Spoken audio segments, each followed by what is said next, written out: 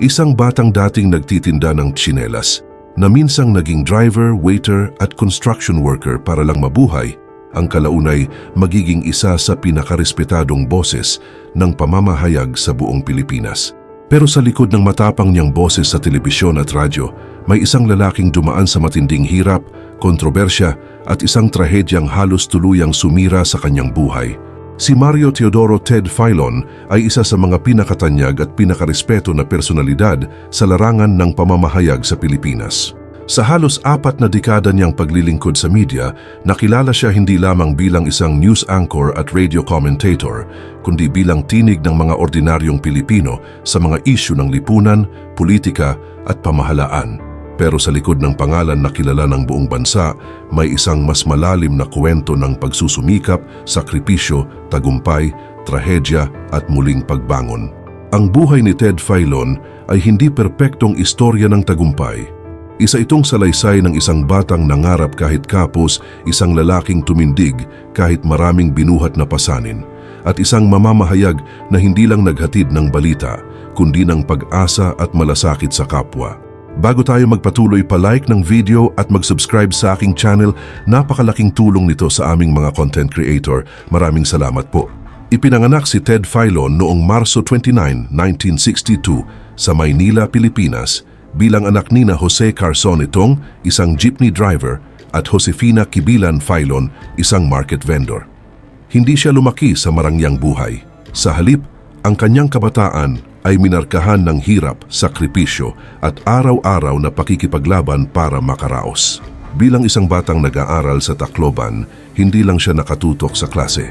Kailangan din niyang kumayod. Naranasan niyang magtrabaho bilang room boy, waiter, construction worker at maging tsinelas vendor para makatulong sa gastusin ng pamilya. Sa murang edad, nakita na niya ang tunay na mukha ng kahirapan at doon nagsimulang mahubog ang puso niya para sa mga taong tulad niya, mga taong kumakayod, lumalaban at tahimik na umaasa sa mas magandang bukas. Dinala siya ng mga karanasang ito sa mas malalim na pag-unawa sa buhay ng mga nasa laylayan ng lipunan. Hindi na lang siya basta nakikinig sa kwento ng mahihirap, naiintindihan niya sila dahil isa siya sa kanila noon. Ipinagpatuloy ni Ted ang kanyang pag-aaral sa Sacred Heart High School sa Tacloban para sa elementarya at sa Perpetual Help College of Rizal sa Las Piñas para sa sekundarya. Sa kolehiyo, sinubukan niyang tahakin ang kursong economics sa Colegio de San Juan de Letran. Pero hindi niya ito natapos dahil sa pangangailangang magtrabaho at tumulong sa pamilya. Lumipat din siya sa Divine Word University para sa Mass Communication, ngunit muling kinailangang isantabi ang pag-aaral dahil sa parehong dahilan. Sa kabila ng mga hindi natapos na universidad sa una, hindi siya tumigil. Sa huli, nakuha pa rin niya ang degree sa Broadcast Communication mula sa Polytechnic University of the Philippines. Para kay Ted, hindi hadlang ang mga naantalang pangarap. Ang mas mahalaga ay ang hindi pagtigil sa pag-abot sa mga ito.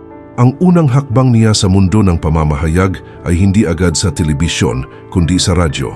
Noong 1982, sumali siya sa DYPL sa Tacloban bilang driver at reporter. Sa paglipas ng panahon, umangat siya bilang announcer, production head at kalaunan ay station manager. Dito niya natutunan ang disiplina ng media, ang bigat ng responsibilidad sa bawat salitang sinasabi, at ang kapangyarihan ng boses na maririnig ng publiko araw-araw. Mula Tacloban, lumipat siya sa Angeles City at nagsilbing program director ng DWGV-FM mula 1988 hanggang 1990. Ito ang mga panahong lalo pang tumibay ang kanyang pangalan sa larangan ng broadcasting. Kahit hindi pa siya kilalang-kilala sa buong bansa, malinaw na noon pa man ay may kakaiba na sa kanyang presensya, may dating ang kanyang boses at may bigat ang kanyang pangunawa sa mga isyu. Noong 1990, sumali si Ted sa ABS-CBN Broadcasting Corporation, isa sa pinakamalaking media network sa Pilipinas, bilang news desk editor. Mula roon, unti-unti siyang umangat. Naging radio anchor siya sa DZMM, naging executive producer, at kalaunan ay isa na ring anchor sa telebisyon. Sa bawat hakbang ng kanyang pag-angat, dala niya ang simpleng pinagmulan at ang malasakit sa mga taong may kwento ring gustong marinig. Hindi lang siya basta nag-uulat ng balita, ginamit niya ang kanyang plataporma para bigyang linaw ang mga suliraning panlipunan. Isa sa mga programang nagpatanyag sa kanya ay ang Hoy Gising na tumutok sa serbisyong pampubliko at sa mga hinaing ng mamamayan. Sa programang ito, mas lalo siyang minahal ng publiko dahil naging boses siya ng mga taong madalas hindi napapansin. Sa paglipas ng panahon, lalo pang lumawak ang kanyang presensya sa media bilang anchor ng TV Patrol, ang pangunahing news program ng ABS-CBN simula noong 2004. Sa mga sumunod na taon, siya rin ang naging host ng Faylon. Ngayon, isang programang tumutok sa masusing pagsisiyasat sa mga isyu ng bansa. Sa bawat segment, sa bawat ulat at sa bawat tanong na kanyang ibinabato, ramdam ng mga tao na hindi lang siya naghahatid ng impormasyon, may habag, may prinsipyo at may paninindigan. Maraming dahilan kung bakit naging matagumpay si Ted Faylon at kung bakit patuloy siyang hinahangaan ng publiko. Una, ang estilo niya sa pamamahayag ay hindi lang teknikal. May puso ito, may malasakit ito. Hindi lang niya iniuulat ang nangyayari. Sinusubukan niyang unawain kung bakit mahalaga iyon sa buhay ng karaniwang tao. Kaya para sa marami, hindi lang siya news anchor. Isa siyang tagapagsalita ng sambayanan.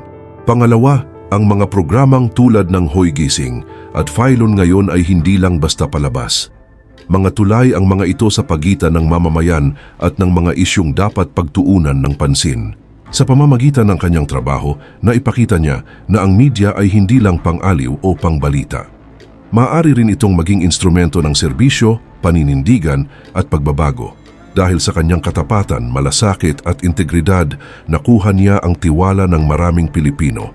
At sa industriya, hindi rin nagkulang ang pagkilala. Ilan sa mga parangal na natanggap niya ay ang Best Public Service Program Host para sa Hoy Gising mula sa PMPC Star Awards for Television noong 2000. Isa rin siyang Hall of Fame awardee ng Anak TV Makabata Awards, patunay na hindi lang siya sikat, kundi may positibong impluensya rin sa kabataan at komunidad. Tumanggap din siya ng iba pang prestihiyosong pagkilala, kabilang ang KBP Golden Dove Awards para sa Best TV Newscaster at Best Radio Newscaster, pati na rin ang Gawad Pag-asa sa Komunikasyon mula sa University of the East. Ang mga parangal na ito ay hindi lamang dekorasyon sa kanyang pangalan. Mga patunay ito ng dekadang serbisyo, dedikasyon at paggalang na kanyang inani mula sa industriya at sa publiko. Ngunit tulad ng maraming buhay na puno ng tagumpay, dumaan din si Ted sa isang mabigat at masakit na trahedya. Noong Abril 2009, natagpo ang wala ng buhay ang kanyang asawa na si Trinidad Trina Arteche Faylon sa kanilang tahanan sa Quezon City. Ang insidenteng ito ay naging sentro ng malawakang atensyon mula sa publiko, media at mga autoridad. Sa simula, marami ang nagtaka at maraming naging tanong. Sumailalim sa imbestigasyon ang pangyayari at dumaan sa masusing pagsusuri ang mga ebidensya at mga pahayag ng mga sangkot. Sa kabila ng mga hinala at ingay ng publiko, sinabi ng National Bureau of Investigation na ang mga nakalap na impormasyon ay tumutukoy sa isang malalim na personal na trahedya at hindi sa krimeng ipinapalagay ng marami. Ngunit anuman ang naging resulta ng investigasyon, hindi maikakailang ito ay isa sa pinakamabigat na yugto sa buhay ni Ted Faylon. Ang isang taong buong buhay na nag-uulat ng katotohanan ay biglang kinailangang humarap sa sarili niyang trahedya sa harap ng publiko. At sa gitna ng lahat ng iyon, kinailangan niyang tumayo, magtiis at ipagpatuloy ang buhay. Doon lalo siyang naging mas tao sa mata ng marami. Hindi bilang perpektong personalidad, kundi bilang isang lalaking nasaktan, tumahimik at patuloy na bumangon. Matapos ang halos 3 dekada ng serbisyo sa ABS-CBN, nagpasya si Ted Faylon na umalis sa network noong Agosto 2020. Ang kanyang pag-alis ay naging isang malaking pagbabago sa kanyang karera, ngunit hindi ito nangangahulugang pagtigil sa paglilingkod. Ang kanyang huling paglabas sa TV Patrol at Faylon ngayon sa teleradyo ay noong Agosto 31, 2020. Pagkatapos nito, lumipat siya sa TV5 at Radio 5 kung saan naging host siya ng Ted Faylon at DJ Chacha sa Radyo 5 92.3 News FM. Kasama si DJ Chacha, nagdala siya ng balita, komentaryo at makabuluhang talakayan sa mga umaga ng maraming Pilipino. Sa bagong platform na ito, ipinagpatuloy niya ang parehong misyong matagal na niyang bitbit, ang maghatid ng impormasyon na may malasakit at katuturan. Nag-host din sila ng Good Morning Kapatid sa TV5 at RPTV, isang programang pinagsama ang radyo at telebisyon para mas maabot ang mas malawak na audience. Muli, pinatunayan ni Ted na hindi nakatali ang serbisyo publiko sa isang network lamang.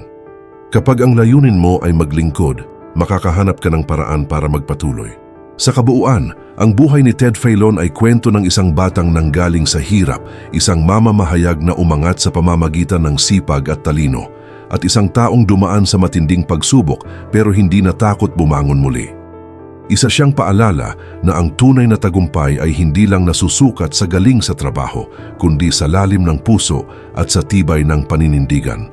Sa bawat balitang kanyang iniulat, sa bawat programang kanyang dinala, at sa bawat taong kanyang naabot, iniwan ni Ted Filon ang isang tatak ng profesionalismong may puso. At hanggang sa ngayon, nananatili siyang isa sa mga haligi ng broadcast journalism sa Pilipinas. Kung umabot ka man sa dulo ng kwento, huwag kalimutang mag-like at subscribe sa aking channel. Maraming salamat po.